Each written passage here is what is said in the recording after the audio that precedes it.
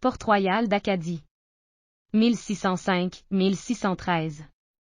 Par René Saint-Germain.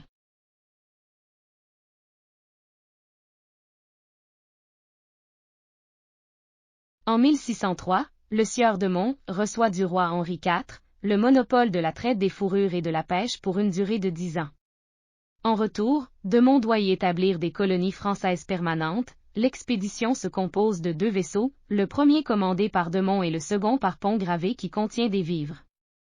De Monts quitte Havre-de-Grâce, le 7 avril 1604. Les 2 vaisseaux doivent se rencontrer à Port-Mouton. De Monts, qui a connu les hivers rudes des rives du Saint-Laurent, ordonne qu'on mette cap plus au sud. On atteint la côte méridionale de la Nouvelle-Écosse et l'on fait route vers l'ouest pour y attendre Pont-Gravé qui n'y arrivera à Port-Mouton qu'1 mois plus tard. Après avoir déchargé les vivres, Pont-Gravé lève l'ancre pour Tadoussac. Champlain pénètre dans la baie Sainte-Marie, qu'il choisit pour y mouiller 2 semaines. À bord d'embarcation, on va explorer les côtes. Champlain, en explorant la baie de Fundy, découvre le bassin du havre d'Annapolis. Poutrincourt obtient de Monts la concession de cet endroit qu'il baptise Port-Royal.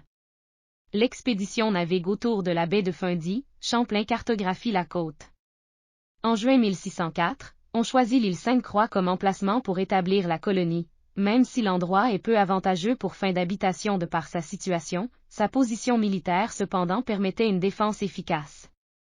Tout comme pour Roberval en 1543, de Monts avait engagé des hommes de métier, charpentiers, forgerons, menuisiers, maçons, serruriers, sieurs de long.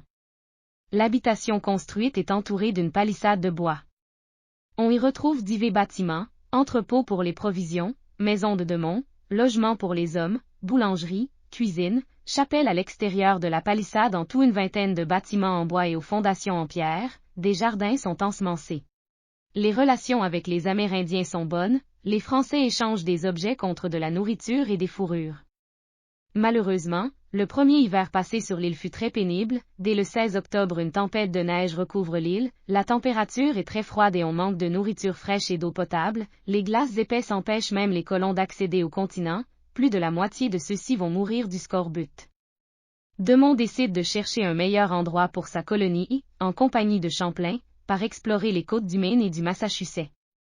Au cours de leur voyage, ils découvrent plusieurs havres naturels, mais pas d'emplacement propice. De retour à Sainte-Croix, on démonte des habitations pour les remonter à Port-Royal en 1605. De Monts retourne en France, laissant Pont-Gravé et Champlain y passer l'hiver.